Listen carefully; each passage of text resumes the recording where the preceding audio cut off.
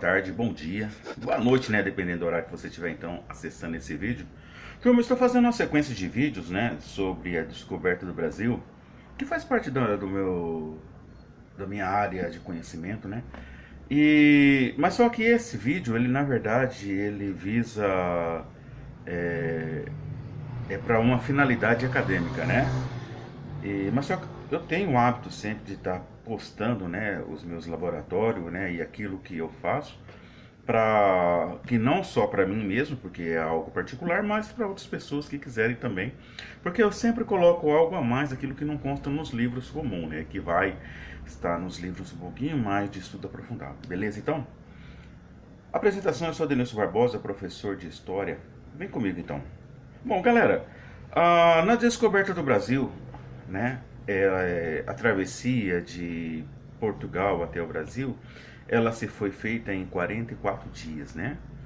No meio dessa travessia, houve bastante turbulências, né, que aconteceu de acordo com os registros, né? As embarcações, elas enfrentaram calmarias, né, que é totalmente ausência de vento, onde as embarcações ficavam paradas, né? Elas enfrentaram tempestades também, né? No meio da trajetória, eles enfrentaram essas tempestades, né? Que prejudica bastante as embarcações, a maneira de navegar, né? Doenças que acometeram sobre a tripulação, né, das embarcações. Aí talvez você pergunta, mas doença, Denilson? Sim, doenças. Porque, veja bem, as embarcações de lá para cá, assim, ela não é uma embarcação muito grande, ela é uma embarcação pequena. E nessas embarcações existia um espaço muito pequeno para as pessoas, né? Era um espaço bem curto mesmo, assim, de 1,5 metro para cada pessoa. Ou seja, você ou eu, ou aquelas pessoas que vieram.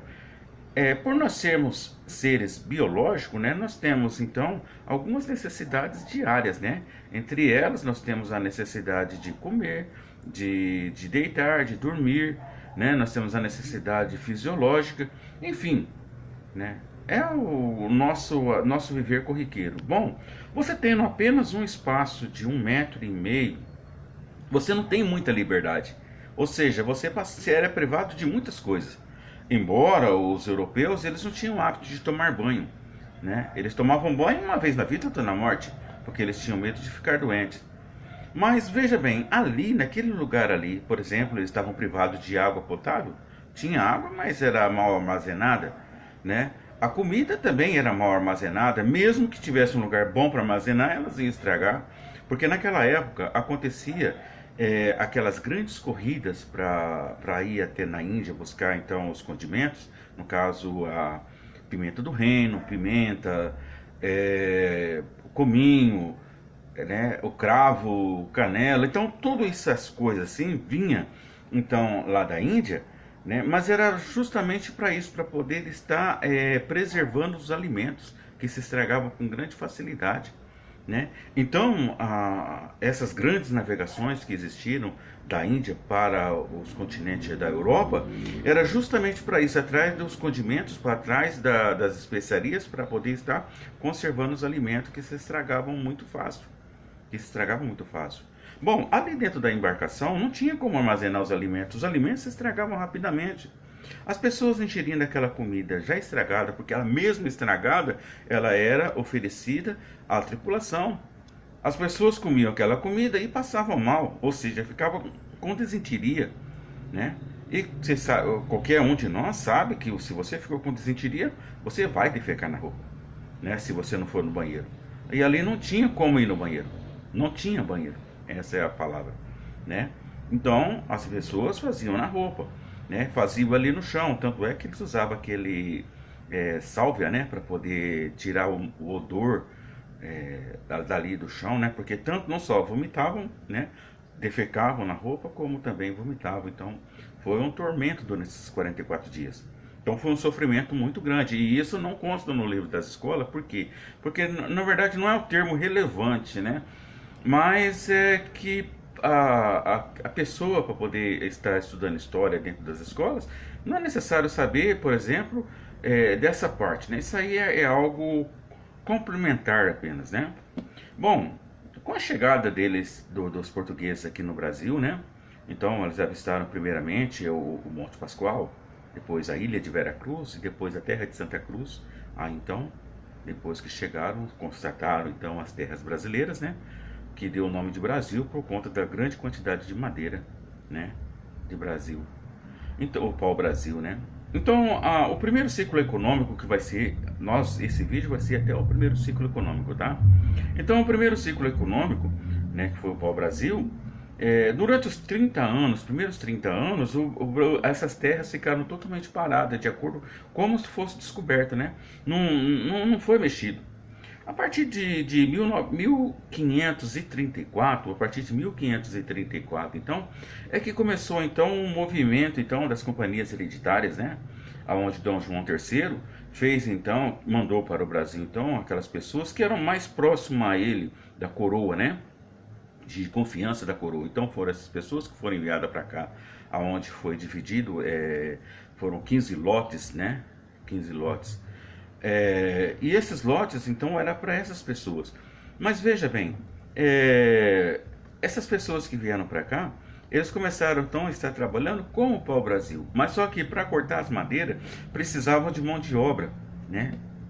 Mão de obra para poder estar cortando. Mas não tinha, a não ser os índios.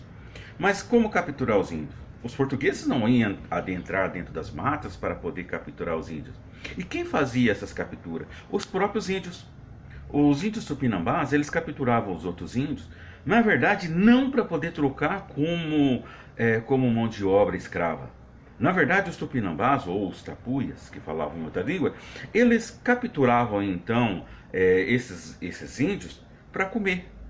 Né? Eles se alimentavam, porque eles tinham o hábito da antropofagia, ou seja, eles eram canibais, né? Então eles capturavam esses índios para poder comer a carne dele. Só que os portugueses, vendo uma vantagem de fazer negócio com eles, faziam. Ou seja, trocavam então um escravo a troco de uma bacia, de uma panela, ou a troco de um machado, de uma enxada, né? Então dessa forma, então, os tapuias faziam a captura dos índios para comer, mas os portugueses iam lá e trocavam. Né, trocavam com eles e traziam. E muitas das vezes não conseguiam, né? Muitas das vezes eles preferiam comer. Às vezes, por exemplo, se fosse um guerreiro muito bom que estivesse preso ali, aí eles preferiam comer, porque eles acreditavam que comendo, devorando a carne daquela pessoa ou daquele índio, toda aquela habilidade que ele tinha de guerreiro ia passar para aquela pessoa que estava devorando. Né? Então era uma crença, né? Era uma crença delas. Toda pessoa que tinha alta habilidade de guerreiro, né? Ou era guerreiro, ou ele tinha alguma habilidade, quando ele era devorado, então aquela habilidade dele transportava para a pessoa. Era essa segunda fé dos tupinambás, né? Então dessa forma, o primeiro ciclo do Brasil então ficou em pau-brasil, né? Aí no caso depois vai vir o próximo ciclo, que vai ser o ciclo da cana de açúcar, né? Que aí já vai ser no próximo vídeo. Mas esse aqui então vai ficar parado aqui, né? Então fica sabendo que os índios que viviam aqui, os primeiros índios, no caso os tupinambás, né? Os tupis-guarani eram mansos, né? Mas os tupinambás já eram brabos, né? Então os tupinambás então capturavam os outros índios para comida.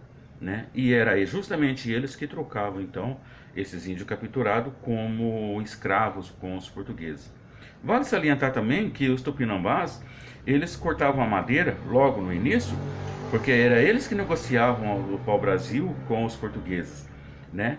Eles cortavam as madeiras, por exemplo, com um machado feito de pedra ainda, da tempo do Homo habilis, né? Eles pegavam machado de pedra, enrolavam amarravam em um pedaço de pau, onde eles faziam o machado deles feito de pedra.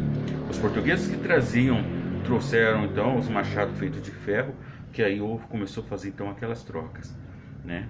Então, por muitos anos, no caso, os portugueses fizeram troca então dos outros índios junto com os tupinambás, né? Que faziam as capturas. E muitas das vezes os tupinambás faziam guerra não por causa de território, só por causa da carne. Era assim. Eles faziam guerra com os outros índios, não visando o território deles. É porque, na verdade, eles queriam comida, eles queriam capturar, né? É preferível mais comer a carne humana do que comer os animais da floresta, né? Eles preferiam assim, né? Então, essa daí fica parado. Então, o primeiro ciclo do Brasil, tá? O primeiro ciclo econômico do Brasil foi o pau-brasil. Beleza? Então, bom, galera, queria que vocês marquem a nota aí, então. Anota umas datas, eu não vou dizer as datas, né? Mas algumas dicas que eu vou estar passando, né? O tempo de travessia de Portugal para o Brasil foi em 44 dias, né? Foram em 44 dias, isso aí é fato. Os ciclos econômicos do Brasil foi: o primeiro ciclo, pau-brasil; segundo ciclo, a cana-de-açúcar; o terceiro ciclo foi o ouro; o quarto ciclo foi o algodão, né? Foi o café, o algodão. Aí, então, depois já foi chegando no século XX, final do século XIX para o século XX, então veio a borracha, beleza? Então, já fica guardado isso aí, que é um data bem interessante, tá? Eu agradeço pela sua atenção até agora, né, comigo, né? E eu espero você até no próximo vídeo. Se você gostou dos vídeos, né? Essa sequência de vídeos chama O Brasil Descoberto. São algumas coisinhas que vocês não vão encontrar nos livros, né? Vão encontrar em livros, mas não nos livros escolares, beleza? Então, eu agradeço pela sua atenção até agora. Se você gostou do vídeo, dá um like. Ajuda o canal do Professor Denilson, tá? E eu espero você então até o próximo vídeo então, beleza? Até mais então.